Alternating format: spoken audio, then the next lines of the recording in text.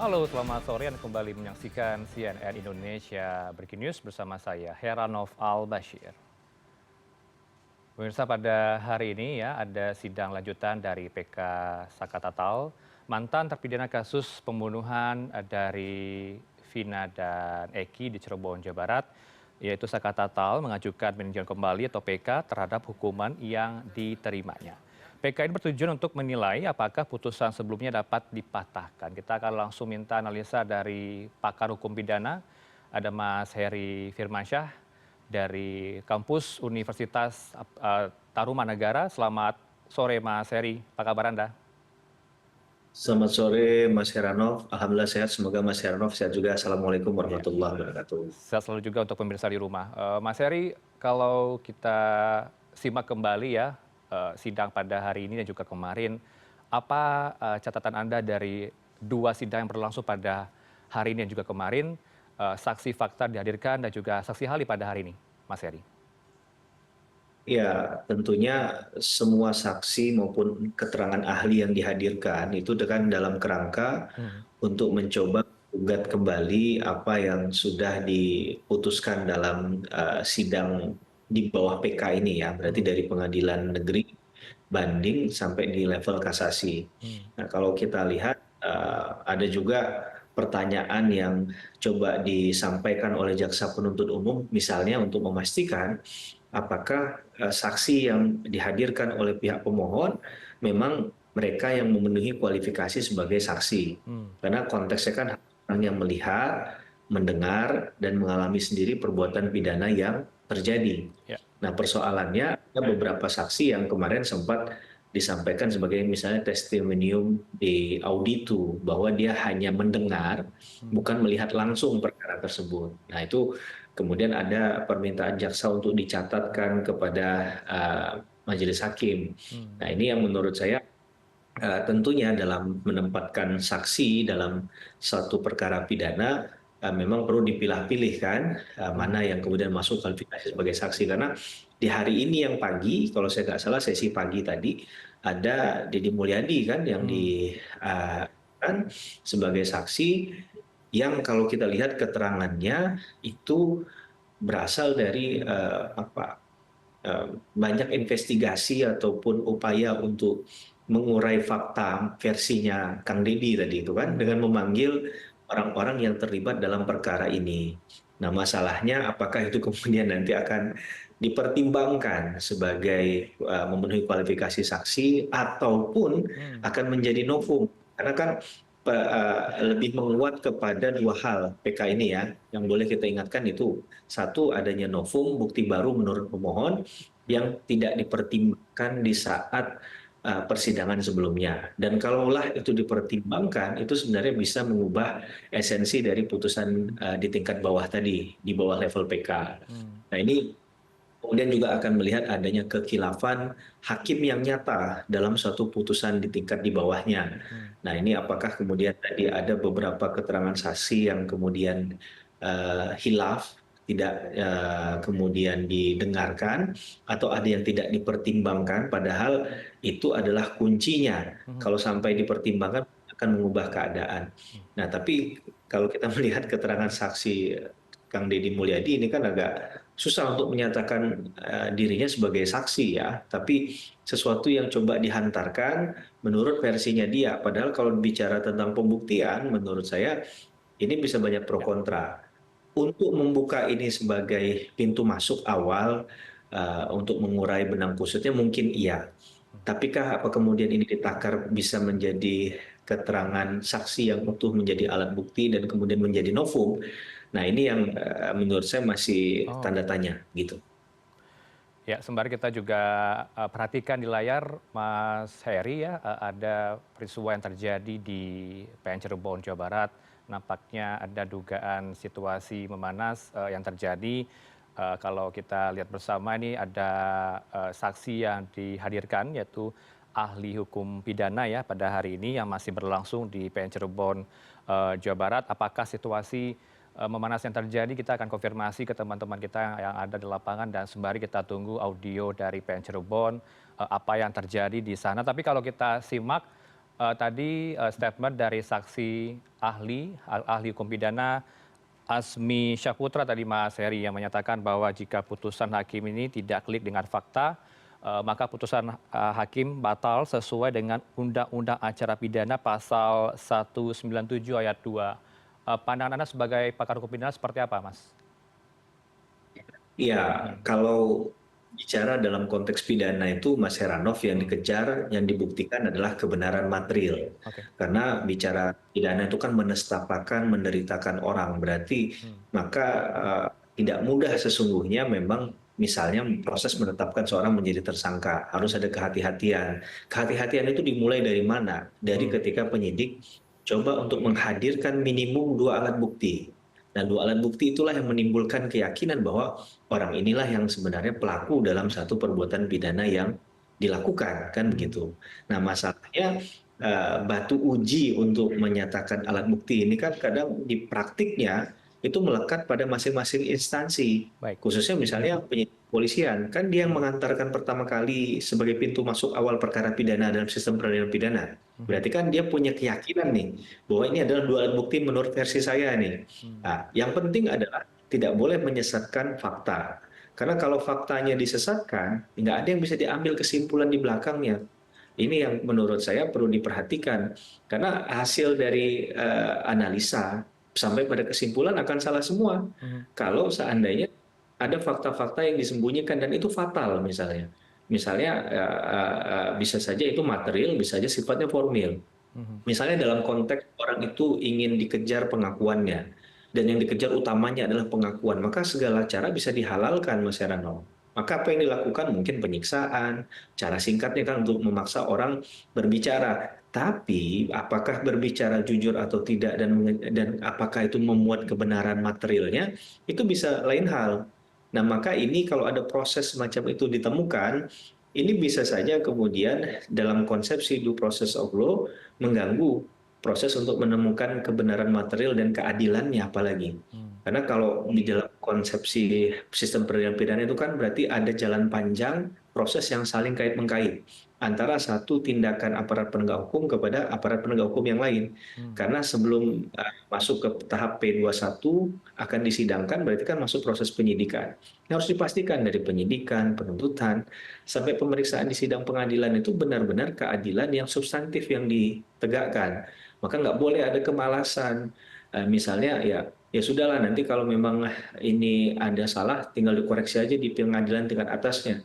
Jangan-jangan yang berpikir demikian bukan hanya di pengadilan negeri misalnya kan, hmm, di pengadilan level berikutnya begitu juga.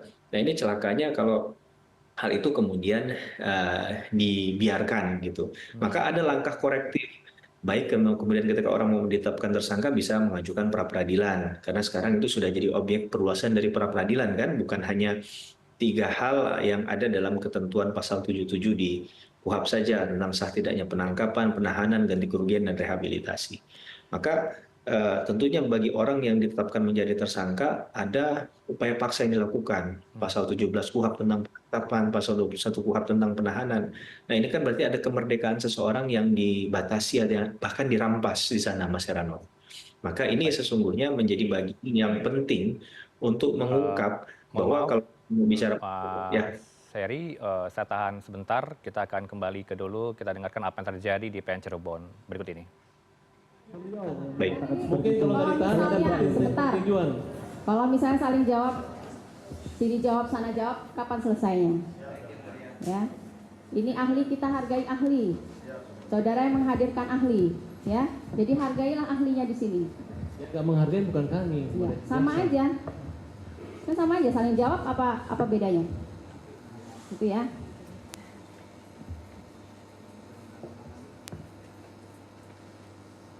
Kita teduh melihat setelah lihat senyumnya Bapak Fernando. Ya kan? Senyum terus. Jadi mau emosi, tapi hakim nggak boleh emosi, kan begitu ya Pak ya. Yang mulia. Lihat Pak Fernando senyum, jadi kita turun lagi, kan gitu ya. Terima kasih Pak Fernando. Yang mulia, boleh tamu satu pertanyaan Pak Ahli? Nanti Izin yang boleh. ini Masih kan giliran kesempatan kami. dari termohon, ya. Jadi silahkan dari termohon.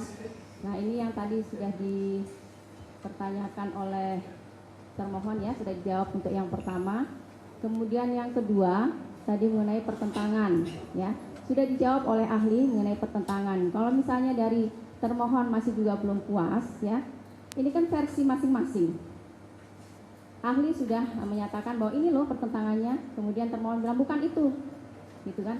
Itu tapi itu adalah pendapat masing-masing. Nggak bisa kita memaksakan pendapat orang, ya. Ahli punya pendapat sendiri, termohon juga punya pendapat sendiri gitu. Nanti kami akan melihat, gitu ya.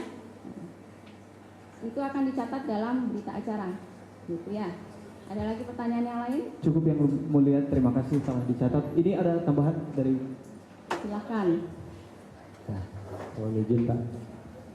Mungkin izin kita tarik nafas dulu ya Pak ya, biar nggak ngantuk. Saya cuman mungkin singkat aja, saudara ahli terkait dengan pengajuan PK. Mungkin syarat-syarat atau bagaimana. Yang ingin saya tanyakan tadi saudara ahli menyatakan pengajuan PK ini adalah harus ada dibuktikan keadaan yang baru seperti itu ya, pada intinya seperti itu. Nah, yang ingin saya tanyakan, apakah keadaan baru yang dibuktikan ini haruslah dibuktikan keadaan barunya, atau hanya perlu membuktikan bahwa tidak ada keadaan lama itu, seperti itu? Yang mulia, pasti keadaan baru itu adalah harus dibuktikan memang ada satu keadaan baru. Ya, Yang mungkin yang itu nanti akan dimunculkan apakah dengan surat pernyataan, ada keterangan baru, ada pencabutan yang baru, ya seperti itu. Misal ada kalimat misalnya dalam satu kasus ini dibilang adalah meminjam, tapi misalnya adalah titipan keadaannya. Nah, keadaan-keadaan itulah yang menjadi keadaan baru dalam satu peristiwa itu, terus dituangkan.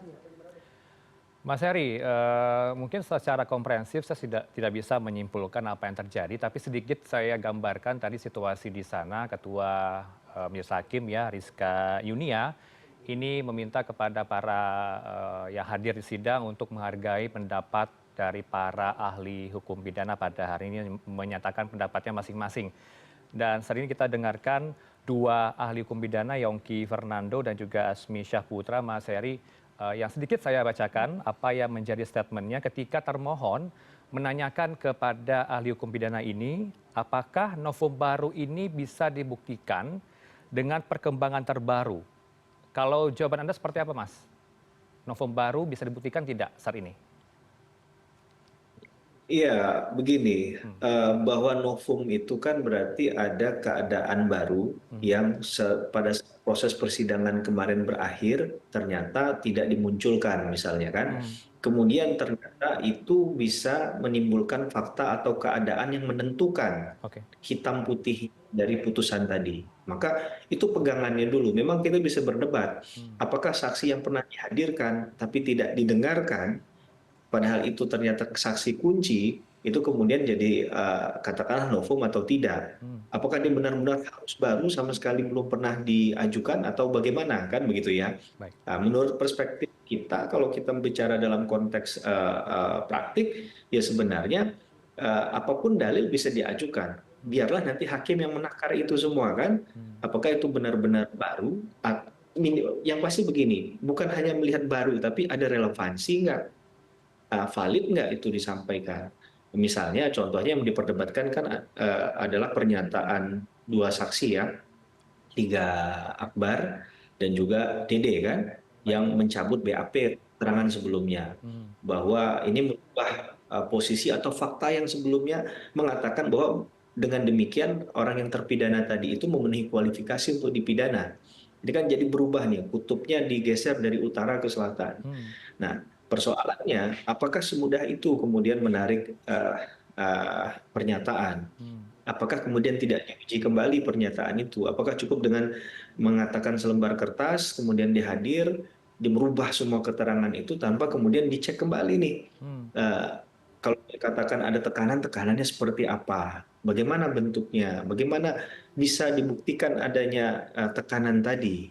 Begitu ya. Karena Misalnya, mengapa Anda mau mengatakan yang tidak sebenarnya? Karena saya ditekan, saya diminta, saya dipaksa. Nah, pemaksaannya kan perlu ditanya ya, bentuk pemaksaannya seperti apa. Dan tentunya untuk membuat ini dalil yang tidak berdiri sendiri, tidak bicara tentang asumsi masing-masing untuk memutus mata rantai itu, maka menurut saya perlu dihadirkan bukti tambahan tadi terhadap dalil yang disampaikan. Misalnya,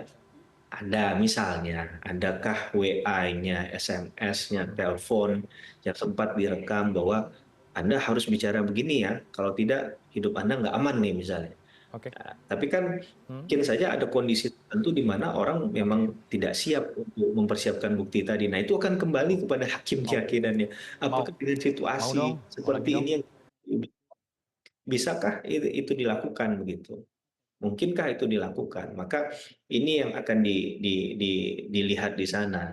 Karena ini sudah diuji di beberapa persidangan kan, di PN, di PT, di MA. Pas pertanyaan besar muncul adalah mengapa nggak diganti ketika proses itu di tingkat PT misalnya, di kasasi misalnya. Apa harus di PK? Sehingga kita benar-benar bisa memfilter, Mas Heranov, mana yang sebenarnya layak untuk disandingkan atau diloloskan sebagai bukti, mana yang tidak layak. Ini kan harus difilter. Sehingga saya nggak mengatakan itu tidak boleh. Ini akan menutup rasa keadilan masyarakat.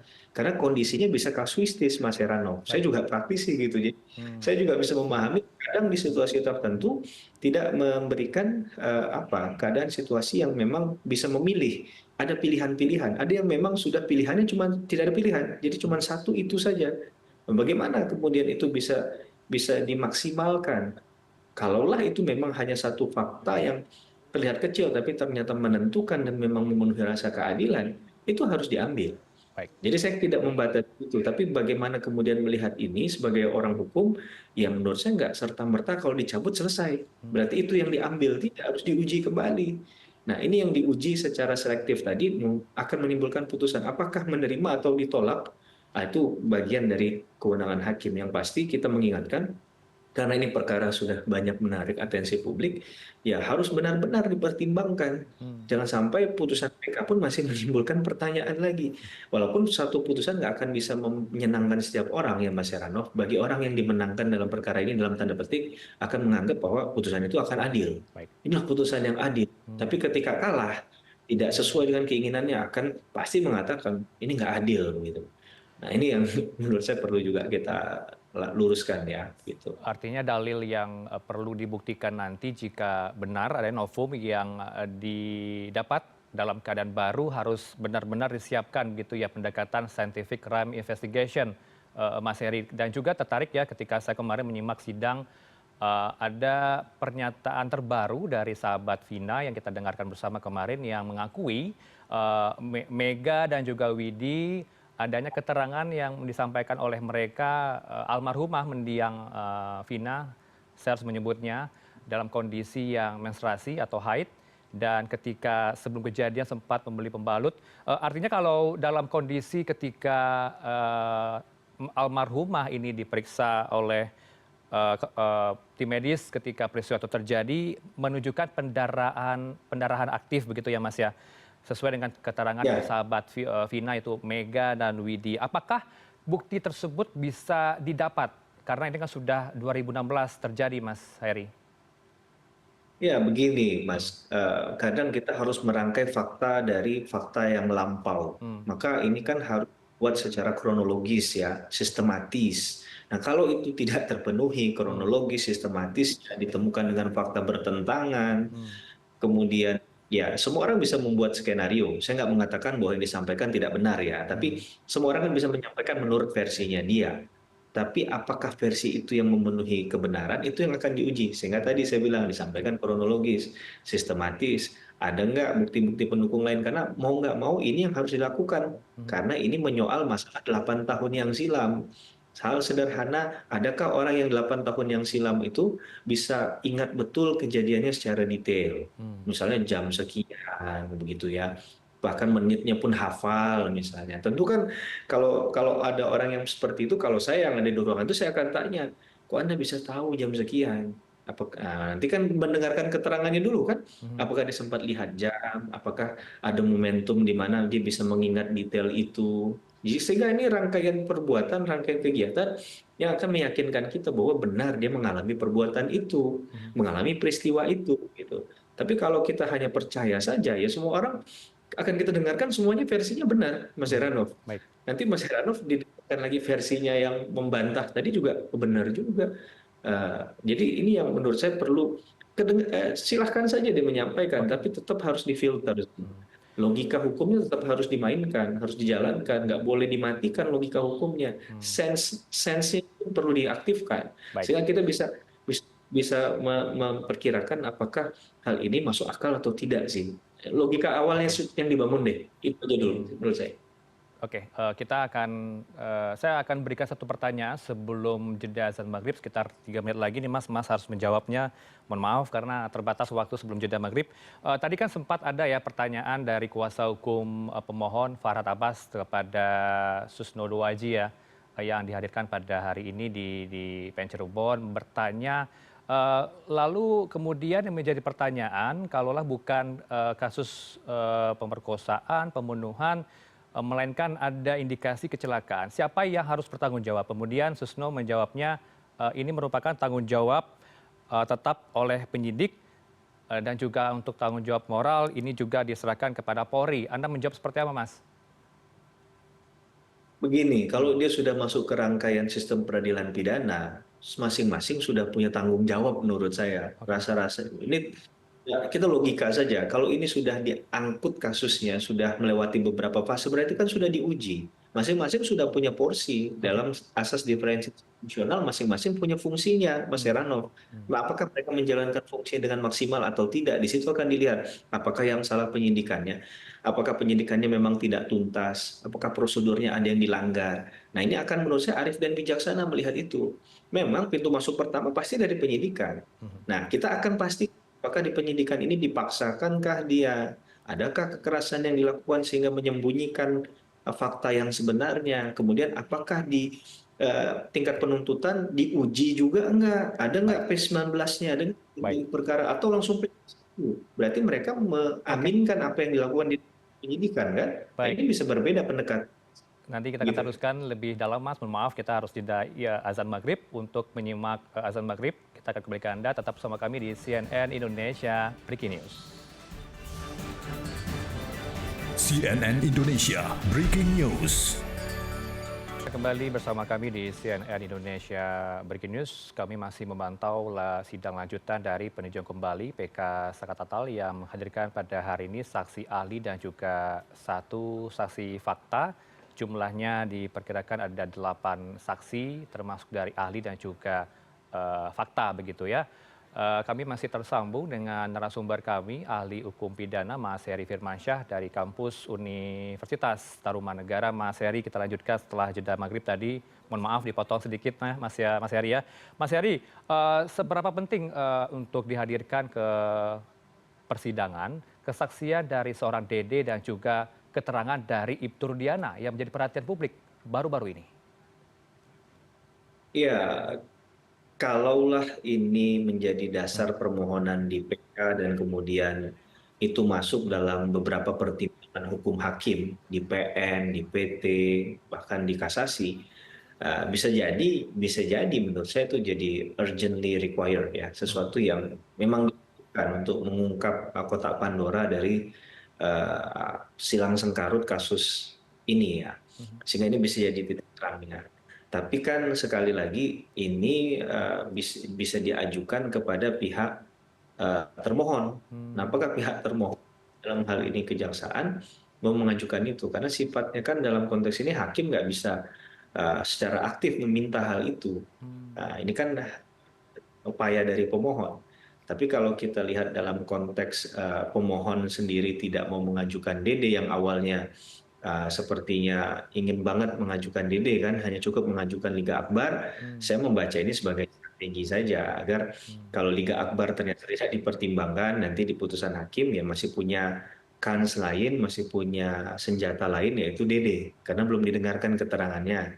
Ini kan masih ada perjalanan panjang nih sepertinya, ada 7 terpidana lain yang punya kans yang sama untuk mengajukan PK seperti Saka Tatal.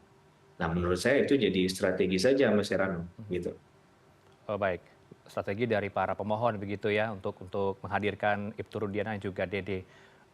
Kemudian publik tentu bertanya-tanya Mas dengan sidang PK ini apa sih tujuannya dan kalau berhasil PK Saka Tatal ini seperti apa dampaknya dan juga kalau diterima nanti oleh MA dampaknya juga seperti apa dan kemudian terpidana 7 lainnya seperti apa juga Mas yang masih dihukum di penjara?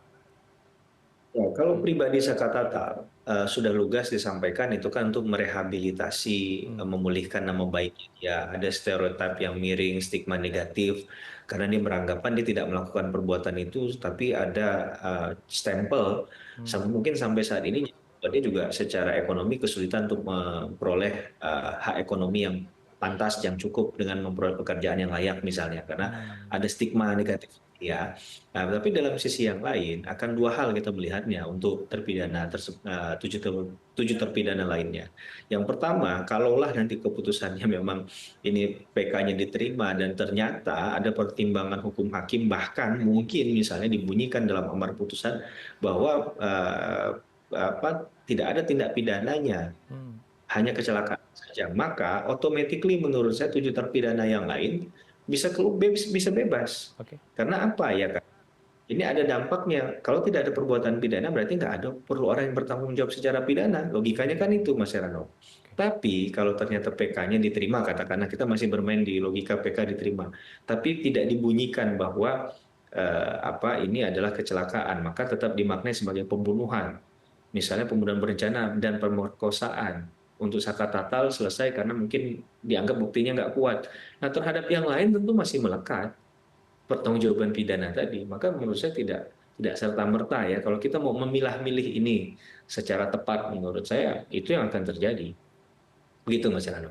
Baik, terima kasih untuk waktu Anda bersama kami, Mas Heri Firmansyah, ahli hukum pidana dari kampus Universitas Tarumanegara. Silakan melanjutkan kembali aktivitas Anda pada malam ini. Terima kasih. Assalamualaikum. Selamat malam.